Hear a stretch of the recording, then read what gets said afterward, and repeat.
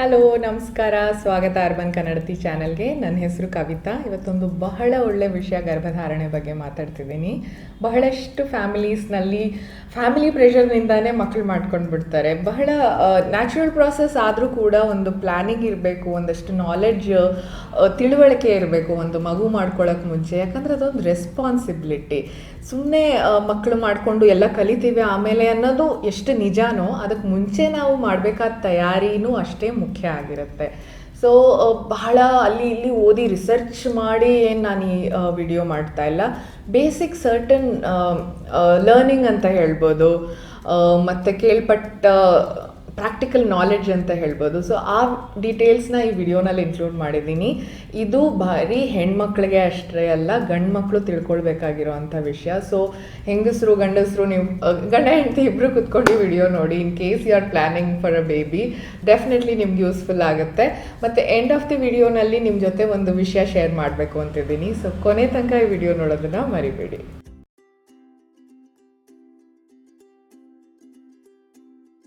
ಎಲ್ಲದಕ್ಕೂ ಮೊದಲನೇ tip, talk and be prepared. ಗಂಡ ಹೆಂಡತಿ ಒಂದು ಒಳ್ಳೆ ರಿಲೇಷನಲ್ಲಿ ಇರಬೇಕು ಆ ಟೈಮಲ್ಲಿ. ಈಗ ಬಹಳಷ್ಟು ಐ ಆಮ್ ಸಾರಿ, ನಾನು ಎಕ್ಸಾಂಪಲ್ಸ್ ಜಾಸ್ತಿ ಕೊಡ್ತೀನಿ, ಬಟ್ ಇದೇ ನಮ್ಮ ಲೈಫ್ ಲರ್ನಿಂಗ್. ಈಗ ಗಂಡ ಹೆಂಡತಿ ಮಧ್ಯೆ ಅನ್ಯೋನ್ಯತೆ ಇರೋದಿಲ್ಲ. ಅಂಥ ಟೈಮಲ್ಲೆಲ್ಲ ದೊಡ್ಡವ್ರು ಹೇಳೋದೇನೋ ಒಂದು ಮಗು ಮಾಡ್ಕೊಂಡ್ರೆ ಸರಿ ಹೋಗ್ಬಿಡುತ್ತೆ. ನೋಡಿ, ನೀವು ಆ ಮಗು ನಿಮ್ಮ ಒಟ್ಟಿಗೆ ಬರಬೇಕಾದ್ರೆ ನಿಮ್ಮ ಜಗಳಗಳನ್ನ ನೋಡಿ ಆ ಮಗು ಬೆಳಿಬೇಕಾ? ಸೊ ನೀವು ಒಂದು ಒಳ್ಳೆ ಸೌಂಡ್ ರಿಲೇಷನಲ್ಲಿ ಇರಬೇಕು. ಮದುವೆ ಆಗಿ ಅಟ್ಲೀಸ್ಟ್ 1 ವರ್ಷ 1.5 ವರ್ಷ ತನಕ ಟೈಮ್ ಕೊಟ್ಟು ನೀವು ಒಬ್ರನ್ನೊಬ್ರು ಅರ್ಥ ಮಾಡ್ಕೊಳ್ಳಿ. ನೀವೇ ನಿಮ್ಮ ಜೀವನನ ಬೇರೆ ಮನೇಲಿ ಕಳೆದಿದ್ದೀರಿ, ನಿಮ್ಮ ಪಾರ್ಟ್ನರೇ ಒಂದು ಬೇರೆ ಮನೇಲಿ ಕಳೆದಿರ್ತಾರೆ. ಸೊ ಮದುವೆ ಆಗಿದ ತಕ್ಷಣ ಮಗು ಮಾಡಿಕೊಂಡ್ರೆ ಅಂಡರ್ಸ್ಟ್ಯಾಂಡಿಂಗ್ ಇಲ್ಲದೆ ಇರೋ ಟೈಮಲ್ಲಿ ಕಷ್ಟ ಆಗುತ್ತೆ. ಸೊ ಒಂದು ಸೌಂಡ್ ರಿಲೇಷನ್ನಲ್ಲಿರಿ. ನೀವು ನಿಮ್ಮ ಪ್ರೈವೇಟ್ ಸ್ಪೇಸ್ನ ಎಂಜಾಯ್ ಮಾಡಿ ಅಟ್ಲೀಸ್ಟ್ 1.5 ಇಯರ್. ಇದು personal suggestion and it really works. Initial ಡೇಸ್ನಲ್ಲಿ ಈ ಬರ್ಡನ್ ಬೇಡ ನಿಮಗೆ, ಈ ರೆಸ್ಪಾನ್ಸಿಬಿಲಿಟಿ ಬೇಡ. ನೋಡಿ, ಯಾವುದೇ ರೆಸ್ಪಾನ್ಸಿಬಿಲಿಟಿ ಅನ್ಪ್ಲ್ಯಾನ್ಡ್ ಆಗಿದ್ದರೆ ಅದು ಬರ್ಡನ್ ಇಲ್ಲ, ಭಾರ ಆಗಿಬಿಡುತ್ತೆ ನಿಮಗೆ. ನೀವು ಅದು ಪ್ಲ್ಯಾನ್ ಮಾಡಿಕೊಂಡು ನಿಧಾನವಾಗಿ ಅದನ್ನು ತೊಗೊಂಡ್ರೆ ಅದು ನಿಮಗೆ ಅಷ್ಟೇ ಸಂತೋಷ ಕೊಡುತ್ತೆ. ಸೊ ಗಂಡ ಹೆಂಡತಿ ಇಬ್ಬರು ಒಂದು ಒಳ್ಳೆ ಅಂಡರ್ಸ್ಟ್ಯಾಂಡಿಂಗಲ್ಲಿ ಇರಬೇಕು. ಯಾಕಂದರೆ ಇದು ಹೆಂಡತಿ ಒಬ್ಬಳದೇ ಜವಾಬ್ದಾರಿ ಅಲ್ಲ. ದಯವಿಟ್ಟು ಅದರಿಂದ ಹೊರಗೆ ಬನ್ನಿ. ಒಂದು ಮಗು, ಒಂದು ಫ್ಯಾಮಿಲಿ ಅಂದರೆ ಗಂಡು ಹೆಣ್ಣು ಇಬ್ಬರು ಸೇರಿ ಅದನ್ನು ನಿಭಾಯಿಸಬೇಕು. ಬರೀ ದುಡ್ಡು ತಂದು ಕೊಟ್ಟರೆ ಗಂಡನ ಜವಾಬ್ದಾರಿ ಮುಗಿಲಿಲ್ಲ, ಬರೀ ಮಕ್ಕಳನ್ನ ನೋಡಿಕೊಂಡ್ರೆ ಹೆಣ್ಮಕ್ಳ ಜವಾಬ್ದಾರಿ ಮುಗಿಲಿಲ್ಲ. ನೀವು ಫಿನಾನ್ಸಸ್ನಲ್ಲಿ ಇಂಟ್ರೆಸ್ಟ್ ತೋರಿಸ್ಬೇಕು, ಅವರು ಮನೆ ನೋಡ್ಕೊಳ್ಳೋದ್ರಲ್ಲಿ ಇಂಟ್ರೆಸ್ಟ್ ತೋರಿಸ್ಬೇಕು. ಈಗ ನೀವು ಗಂಡ ದುಡ್ಡು ಕೊಡ್ತಾನೆ ಅಂತ ದುಂದುವೆಚ್ಚ ಮಾಡೋದಕ್ಕಾಗಲ್ಲ ಅಲ್ವಾ? ಹೆಂಡತಿ ನೋಡ್ಕೊಳ್ತಾಳೆ ಅಂತ ನೀವು ಬೇಕಾಬಿಟ್ಟು ಹೊರಗಡೆ ಇರೋದಕ್ಕಾಗಲ್ಲ ಅಲ್ವಾ? So talk and be prepared. ನೀವಿಬ್ಬರು ಒಂದು ಒಳ್ಳೆ ಸೌಂಡ್ ರಿಲೇಷನಲ್ಲಿದ್ದು ನಿಮ್ಮಿಬ್ರಿಗೂ ಈ ಜವಾಬ್ದಾರಿ ಬರ್ತಿದೆ ಅನ್ನೋದ್ರ ಬಗ್ಗೆ ಅರಿತುಕೊಂಡು ಈ ಹೆಜ್ಜೆ ಇಡಬೇಕಾಗತ್ತೆ.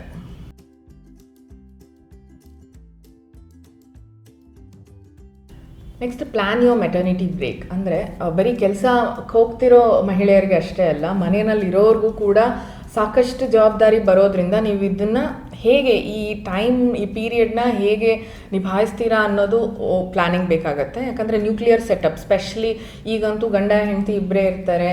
ಆ ಟೈಮಲ್ಲಿ ಮಗುನ ಯಾರು ನೋಡ್ಕೊಳ್ತಾರೆ, ಹೇಗೆ ನೋಡ್ಕೊಳ್ತಾರೆ? ಬರೀ ಹೆಂಡತಿ ಕೈಲೇ ಆಗಲ್ಲ ಅಲ್ವಾ? ನೀವು ಖಂಡಿತ you will continue the job.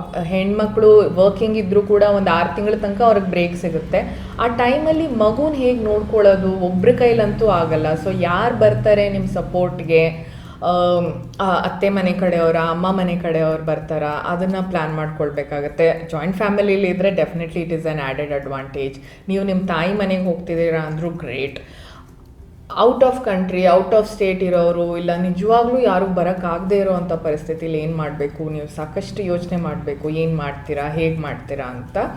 ಅದು ಬಿಟ್ಟು ಯಾರಾದರೂ ಕೆಲಸಕ್ಕೆ ಸೇರಿಸ್ಕೊಳ್ತೀರಾ, ಫುಲ್ ಟೈಮ್ ಮೇಡ್ ಇಟ್ಕೊಳ್ತೀರಾ, ಎಷ್ಟು ಅವರ್ಗೆ ಬರ್ಬೋದು? ಈ ಸಿಟಿ ಕಡೆಯಲ್ಲಿ ನಿಮಗೆ ಆ್ಯಂಟಿನೇಟಲ್ ಆ್ಯಂಡ್ ಪ್ರಿನೇಟಲ್ ಸರ್ವಿಸಸ್ ಅಂತ ಇರ್ತವೆ ಕಂಪ್ನಿಗಳು. ಅವರು ಮಕ್ಕಳ ಆದಮೇಲೆ ಶಿಶುವಿಗೆ ಸ್ನಾನ ಮಾಡಿಸೋದ್ರಿಂದ ಹಿಡಿದು ಒಂದು ಪ್ಯಾಕೇಜ್ ಅದು. ಗರ್ಭಿಣಿಯರಿಗೂ ಸ್ನಾನ ಮಾಡಿಸಿ, ಅವ್ರ ಆರೈಕೆ, ಅವ್ರ ಮಗು ಮಸಾಜ್ ಎಲ್ಲ ಮಾಡೋ ಅಂತ ಒಂದು ಟೀಮ್ ಇರುತ್ತೆ.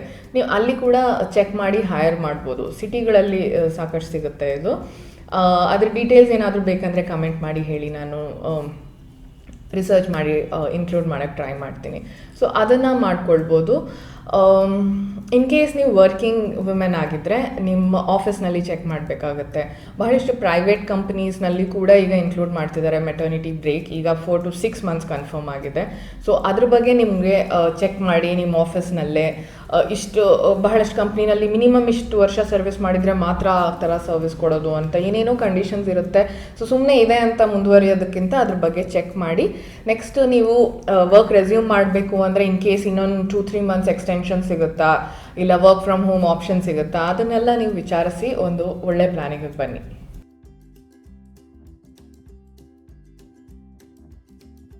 ಮೂರನೇದು ಮತ್ತು ಬಹಳ ಮುಖ್ಯವಾದ ವಿಷಯ ಫಿನಾನ್ಸ್ ಮತ್ತು ಎಕ್ಸ್ಪೆನ್ಸಸ್. ಮುಂಚಿನ ಥರ ಖರ್ಚುಗಳು ಉಳಿತಾಯಗಳು ಉಳಿದಿಲ್ಲ. ಯಾಕಂದರೆ ನಮ್ಮ ಲೈಫ್ ಸ್ಟೈಲ್ ಅಷ್ಟು ಚೇಂಜ್ ಆಗಿಬಿಟ್ಟಿದೆ. ನಾವು ದುಡಿಯೋದು 1000 ರೂಪಾಯಿ ಆದರೆ ನಾವು ಕಡಿಮೆ ಅಂದರೆ ಅಟ್ಲೀಸ್ಟ್ 700-800 ರೂಪಾಯಿ ಖರ್ಚು ಮಾಡ್ತೀವಿ. ಎಕ್ಸ್ಪೆನ್ಸಸ್ ಕೂಡ ಅಷ್ಟೇ ಆಗಿದೆ. ನಮ್ಮ ಮೇಲೆ, ನಮ್ಮ ಜನ್ರೇಷನ್ ಮೇಲೆ ಎಲ್ಲರೂ ಹೇಳ್ತಾ ಇರ್ತಾರೆ, ನಮ್ಮ ತಂದೆ ತಾಯಿ ಅಜ್ಜಿ ತಾತ ಯಾರಾದರೂ ವಯಸ್ಸಾದವ್ರು ಸಿಕ್ಕಿದ್ರೆ ನಿನ್ನ ವಯಸ್ಸಿಗೆ ನಾನು ಅಷ್ಟು ಕಷ್ಟಪಡ್ತಿದ್ದೆ, ಇಷ್ಟು ಕಷ್ಟಪಡ್ತಿದ್ದೆ ಅಂತ ಹೇಳ್ತಿರ್ತಾರೆ. ಅದನ್ನು ಬದಿಗಿಟ್ಟು ನೀವು ಯೋಚನೆ ಮಾಡೋದಾದರೆ ನಿಜವಾಗ್ಲೂ ಖರ್ಚು ಜಾಸ್ತಿ ಆಗಿದೆ. ಬಟ್ ಅದನ್ನು ಹೇಗೆ ಸರಿದೂಗಿಸ್ಬೋದು ಅನ್ನೋ ಪ್ಲ್ಯಾನಿಂಗ್ ಇರಬೇಕು. ಒಂದು ಮಗು 3 ವರ್ಷ ಆಗಿದ ತಕ್ಷಣ ಸ್ಕೂಲಿಗೆ ಸೇರಿಸ್ಬೇಕು ಅಂದರೆ ಮಿನಿಮಮ್ 1 ಲಕ್ಷ ನಿಮ್ಮ ಕೈಯಲ್ಲಿ ಇರಬೇಕು. ಇಲ್ಲ ಅಂದರೂ ರೆಗ್ಯುಲರ್ ನಾರ್ಮಲ್ ಸ್ಕೂಲ್ ಅಂದ್ರೂ 40-50,000 ಅಂತೂ ಇದೆ. ನನ್ನ ಮಗಳನ್ನ ಏನು ಪಾಶ್ ಇಂಟರ್ನ್ಯಾಷನಲ್ ಸ್ಕೂಲ್ಗೆ ಏನು ಸೇರಿಸಲಿಲ್ಲ, some average school and I am happy with it. But ಅಲ್ಲಿ ಕೂಡ ನಾನು ಅವಳಿಗೆ 50,000 ಬರೀ ಸ್ಕೂಲ್ ಫೀಸ್ ಆ್ಯಂಡ್ ಡೊನೇಷನ್ ಆಗಿ ನೆಕ್ಸ್ಟ್ ಇನ್ನೂ ಎಷ್ಟು ಖರ್ಚು ಬಂತು ಹೆದರ್ಸೋಕ್ಕೆ ಟ್ರೈ ಮಾಡ್ತಿಲ್ಲ. But to be very practical enough ಈ ಥರ ಖರ್ಚು ಬರುತ್ತೆ. ಸೊ ಸ್ವಲ್ಪ ಪ್ಲ್ಯಾನಿಂಗ್ ಬೇಕು. ಇಷ್ಟು ನೀವು ಅಟ್ಲೀಸ್ಟ್ ಒಂದು 3 to 5 lakhs ನಿಮ್ಮ ಅಕೌಂಟಲ್ಲಿ ಇರಬೇಕು. ನಿಮ್ಮ ಎಮರ್ಜೆನ್ಸಿ ಪರ್ಪಸಸ್ಗೆ, ನಿಮ್ಮ ಮಗು ಆರೈಕೆ, ನಿಮ್ಮ ಹೆಂಡತಿ ಆರೈಕೆ, ಆಸ್ಪತ್ರೆ ಖರ್ಚು, ಇಲ್ಲ ಎಲ್ಲದಕ್ಕಿಂತ ಬೆಸ್ಟ್ ಹೆಲ್ತ್ ಇನ್ಶೂರೆನ್ಸ್ ಇರಬೇಕು. ನೀವು in case you are building a family, ಯಾರಿಗೆ ಆದರೂ ಕಂಪ್ನಿಯಿಂದ ಒಂದಷ್ಟು ಜನಕ್ಕೆ ಮೆಡಿಕಲ್ ಎಕ್ಸ್ಪೆನ್ಸಸ್ ಕ್ಲಿಯರ್ ಆಗುತ್ತೆ. ಒಂದಷ್ಟು ಜನ ಹೆಲ್ತ್ ಇನ್ಶೂರೆನ್ಸ್ ಮಾಡಿಸ್ಕೊಳ್ಬೋದು. ಎಷ್ಟು ಕವರೇಜ್ ಸಿಗುತ್ತೆ ನಿಮಗೆ ಅಂತ ಚೆಕ್ ಮಾಡಿ. ನಾನು ಮದುವೆ ಆಗಿದ ತಕ್ಷಣ ಹೆಲ್ತ್ ಇನ್ಶೂರೆನ್ಸ್ ತೊಗೊಂಡ್ವಿ ನಾನು ಪ್ರಶಾಂತ್. ಬಟ್ ನಮ್ಮ ಹೆಲ್ತ್ ಇನ್ಶೂರೆನ್ಸಲ್ಲಿ ಕಂಡೀಷನ್ ಇತ್ತು ಮಿನಿಮಮ್ 2 years ಆಗಬೇಕು. ಅದಾದಮೇಲೆ ನಮಗೆ health insurance for the baby delivery expenses cover ಆಗೋದು ಅಂತ. ಹಾಗಾಗಿ ನಮಗೆ ದಿಶಾಗೆ ಕವರ್ ಆಗಲಿಲ್ಲ. ನಮ್ಮದು ಮದುವೆ ಆಗಿ 1.5 ವರ್ಷಕ್ಕೆ ದಿಶಾ ಹುಟ್ಟಿದ್ದು, ಸೊ ಅದು ಕವರ್ ಆಗಿರಲಿಲ್ಲ. ಸೊ ಈ ಥರ ಏನಾದರೂ ಕಂಡೀಷನ್ಸ್ ಇರುತ್ತೆ. ಸೊ ಅದೆಲ್ಲ ಚೆಕ್ ಮಾಡಿ ಎಕ್ಸ್ಪೆನ್ಸಸ್ ಪ್ಲ್ಯಾನ್ ಮಾಡೋದು ಬಹಳ ಮುಖ್ಯ.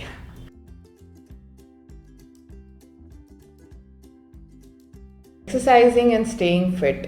ಈಗ ಬಹಳಷ್ಟು ಮಹಿಳೆಯರು ಅನುಭವಿಸೋ ಪ್ರಾಬ್ಲಮ್ ನಾನೇನು ಹೇಳಲ್ಲ.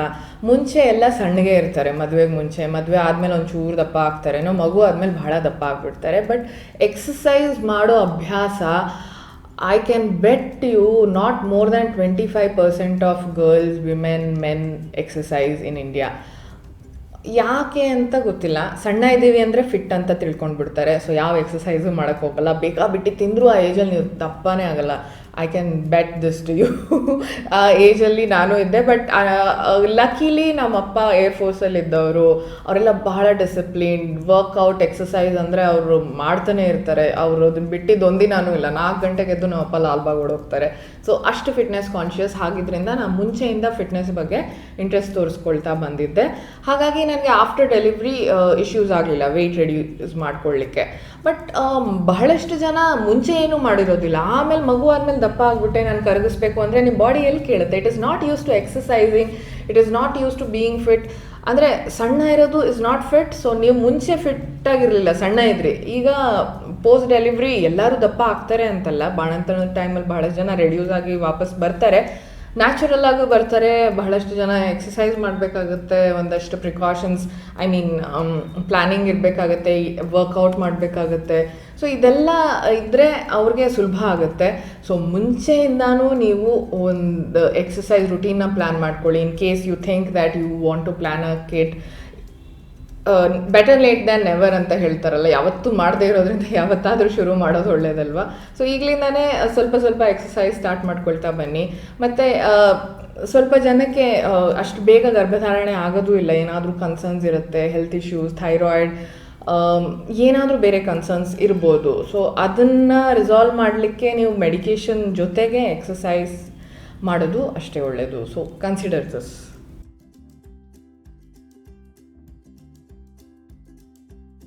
ಲೈಫ್ ಸ್ಟೈಲ್ ಚೇಂಜಸ್, ಈಗ ಮಾಡ್ರನ್ ಲೈಫ್ ಸ್ಟೈಲ್ ಚೇಂಜಸ್ ಕೂಡ ಮಾಡ್ಕೊಳ್ಬೇಕಾಗತ್ತೆ. ಈಗ ಬಹಳ ಮಾಡ್ರನ್ ಆಗಿದ್ದೀವಿ ಅನ್ನೋದಕ್ಕೆ ನಾವು ಡ್ರಿಂಕ್ಸ್ ಮಾಡಬೇಕು, ನೈಟ್ ಔಟ್ ಹೋಗಬೇಕು, ಎಷ್ಟೋ ಹೊತ್ತಿಗೆ ಮಲ್ಕೋಬೇಕು, ಬೆಳಗ್ಗೆ ಲೇಟಾಗಿ ಎದ್ದೇಳೋದೇ ಒಂದು ಫ್ಯಾಷನ್ನು, ಮತ್ತು ಕಾಫಿ ಡೇಲೇ ಯಾವಾಗಲೂ ಊಟ ತಿಂಡಿ, ಹೊರಗಡೆ ಆಹಾರನೇ ಹೆಚ್ಚು ತಿನ್ನೋದು, ಇಂಥವೆಲ್ಲ ನಿಮಗೆ ತುಂಬಾ ಬಾಡಿನ ಡಿಸ್ಟರ್ಬ್ ಮಾಡುತ್ತೆ.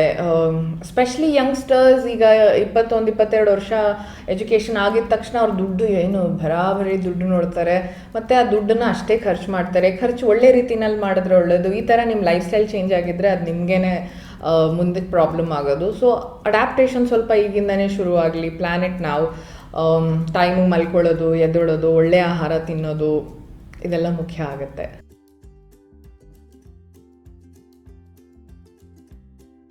ಮತ್ತು ಸ್ವಲ್ಪ ಜನಕ್ಕೆ ಪ್ರಿನೇಟಲ್ ಸಪ್ಲಿಮೆಂಟೇಷನ್ ಬೇಕಾಗಿರುತ್ತೆ. Vitamin B9 in the form of folic acid ಕೊಡ್ತಾರೆ. ಫಾಲಿಕ್ ಆ್ಯಸಿಡ್ ಟ್ಯಾಬ್ಲೆಟ್ಸ್ ಅಂತಲೇ ಕೊಡ್ತಾರೆ. ಮುಂಚೆಯಿಂದ ಇದನ್ನು ತೊಗೊಳ್ತಾ ಇದ್ದರೆ ಪ್ರೆಗ್ನೆನ್ಸಿ ಟೈಮಲ್ಲಿ ನಿಮಗೆ ಒಳ್ಳೆಯದಾಗುತ್ತೆ ಅಂತ ಕೂಡ ಹೇಳ್ತಾರೆ. ಬಟ್ ನೀವೇ ಸೆಲ್ಫ್ ಮೆಡಿಕೇಷನ್ ಮಾಡಬೇಡಿ. ಒಂದ್ಸರಿ ಡಾಕ್ಟರ್ ಹತ್ರ ಹೋಗಿ ಇನ್ ಕೇಸ್ ಏನಾದರೂ ಸಪ್ಲಿಮೆಂಟ್ಸ್ ಬೇಕು ಅಂದರೆ ಡ್ರಿಂಕ್ ಮಿಕ್ಸಸ್ ಆಗಲಿ, ನಿಮಗೆ ಪ್ರೋಟೀನ್ ಕಡಿಮೆ ಇದೆ ಅಂಥದ್ದೇನಾದರೂ ಸಜೆಷನ್ ಅವ್ರು ಕೊಡ್ತಾರೆ.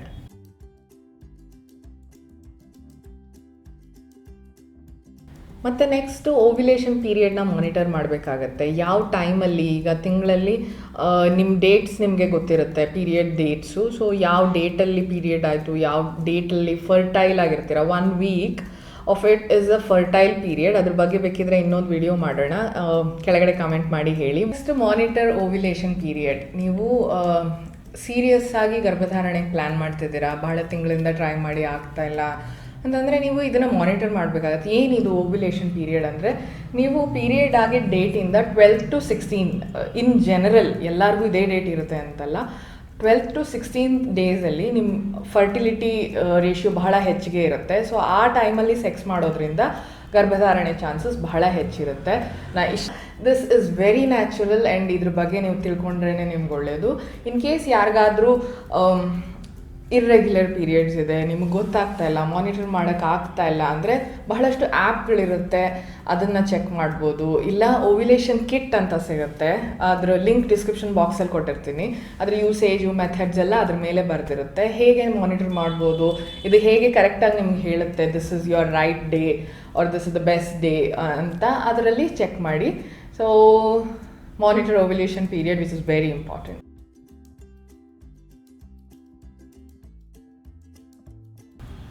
ಈಟಿಂಗ್ ಹೆಲ್ದಿ ಈ ಟಾಪಿಕ್ ಆವಾಗಲೇ ಕವರ್ ಮಾಡಿದ್ದೆ.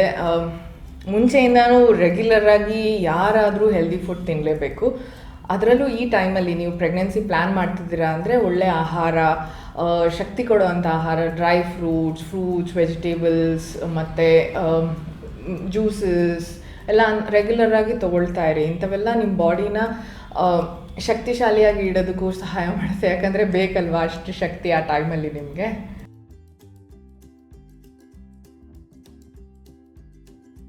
ಈಗ ಮೆಡಿಕಲ್ ಅಡ್ವೈಸ್ನ ನೀವು ಗರ್ಭಧಾರಣೆ ಆಗ್ತಾ ಇಲ್ಲ, ಬಹಳಷ್ಟು ದಿನ ಪ್ರಾಬ್ಲಮ್ ಆಯಿತು ಅಂದಾಗಲೇ ಹೋಗಬೇಕು ಅಂತಿಲ್ಲ. ಯಾವುದೇ ಫ್ಯೂಚರ್ ಕನ್ಸರ್ನ್ಸ್ ಇಲ್ಲದೆ ಇರೋ ಹಾಗೆ ನಿಮ್ಮ ಪ್ರೆಗ್ನೆನ್ಸಿನ ಪ್ಲ್ಯಾನ್ ಮಾಡಬೇಕು ಅಂದರೆ ಒಂದ್ಸರಿ ಡಾಕ್ಟರ್ ವಿಸಿಟ್ ಬಹಳ ಮುಖ್ಯ. ತಪ್ಪೇನೂ ಇಲ್ಲ. ಯಾವುದಾದ್ರೂ ಗೊತ್ತಿರೋ ಗೈನಕಾಲಜಿಸ್ಟ್ ಹತ್ರ ಹೋಗಿ ಅವ್ರ ಹತ್ರ ಮಾತಾಡಿ, ನಾವು ಪ್ಲ್ಯಾನ್ ಮಾಡ್ತಿದ್ದೀವಿ ಪ್ರೆಗ್ನೆನ್ಸಿ, ನಾನು ಪ್ರಿನೇಟಲ್ ಸಪ್ಲಿಮೆಂಟೇಷನ್ ತೊಗೊಳ್ಬೇಕಾ, ಏನಾದರೂ ಲೈಫ್ ಸ್ಟೈಲ್ ಚೇಂಜಸ್ ಮೇಜರಾಗಿ ಏನಾದರೂ ಮಾಡಬೇಕಾ, ಇಲ್ಲ ನಿಮ್ಗೆ ಏನಾದರೂ ಹೆಲ್ತ್ ಕನ್ಸರ್ನ್ಸ್ ಇದೆ, ರೆಗ್ಯುಲರ್ ಮೆಡಿಸಿನ್ಸ್ ತೊಗೋತಿದ್ದೀರಾ ಅಂದರೆ ಅದ್ರ ಬಗ್ಗೆ ಮಾತಾಡಿ. ಡಾಕ್ಟರ್ಗೆ ಫಸ್ಟೇ ಹೇಳಿಬಿಡಿ, ಸೊ ದ್ಯಾಟ್ ಶೀಲ್ ಅಡ್ವೈಸ್. ಕರ್ನಾಟಕದಲ್ಲಿ ಸೌತ್ ಇಂಡಿಯಾಲಿ ಬಹಳಷ್ಟು ಫ್ಯಾಮಿಲೀಸ್ನಲ್ಲೇ ಮದುವೆ ಆಗಿರೋರು ಇರ್ತಾರೆ, ಕಸಿನ್ಸು, ಅತ್ತೆ ಮಕ್ಕಳನ್ನು, ಆ ಥರದ್ದೆಲ್ಲ ಇರೋರು ದಯವಿಟ್ಟು ಡಾಕ್ಟರ್ನ ಭೇಟಿ ಮಾಡಿ ಒಂದ್ಸರಿ. She will suggest you. ಏನಾದರೂ ಪ್ರಿಕಾಷನರಿ ಮೆಷರ್ಸ್ ತೊಗೊಳ್ಬೇಕು ಅಂದರೆ ಅವ್ರು ನಿಮಗೆ ಸಜೆಸ್ಟ್ ಮಾಡ್ತಾರೆ. ಅದು ಫಾಲೋ ಮಾಡೋದ್ರಿಂದ ಮಗುಗೂ ಆರೋಗ್ಯ ಚೆನ್ನಾಗಿರುತ್ತೆ, ನಿಮ್ಮ ಆರೋಗ್ಯನೂ ಚೆನ್ನಾಗಿರುತ್ತೆ. ಸೊ ಡಾಕ್ಟರ್ನ ಭೇಟಿ ಮಾಡುವಾಗ ಒಬ್ಬರೇ ಹೋಗಬೇಡಿ, ಪಾರ್ಟ್ನರ್ ಜೊತೆಗೆ ಗಂಡ ಹೆಂಡತಿ ಇಬ್ಬರು ಹೋಗೋದು ಮುಖ್ಯ. ಸೊ ಒಂದ್ಸರಿ ಡಾಕ್ಟ್ರ್ ಹತ್ರ ಹೋಗಿ ಮಾತಾಡೋದು ಒಳ್ಳೆಯದು. ಇನ್ ಕೇಸ್ ನೀವು ತುಂಬ ದಿನ ಆಯಿತು ಟ್ರೈ ಮಾಡಿ ಆಗ್ತಿಲ್ಲ ಅಂದರೆ ಶಿ ಕ್ಯಾನ್ ಸಜೆಸ್ಟ್ ಯು ಬೇರೆ ಮೆಡಿಕೇಷನ್. ಏಜ್ ಆಗಿದೆ ಅಂದರೂ ಒಬ್ಬೊಬ್ಬರಿಗೆ ಮಕ್ಕಳಾಗೋದಿಲ್ಲ, ಅಂಥ ಟೈಮಲ್ಲೂ ಅವರು ಸಜೆಷನ್ಸ್ ಕೊಡ್ತಾರೆ. ಸೊ ಒಂದ್ಸರಿ ಡಾಕ್ಟ್ರನ್ನ ಭೇಟಿ ಮಾಡೋದ್ರಲ್ಲಿ ತಪ್ಪೇನೂ ಇಲ್ಲ ಅಲ್ಲ.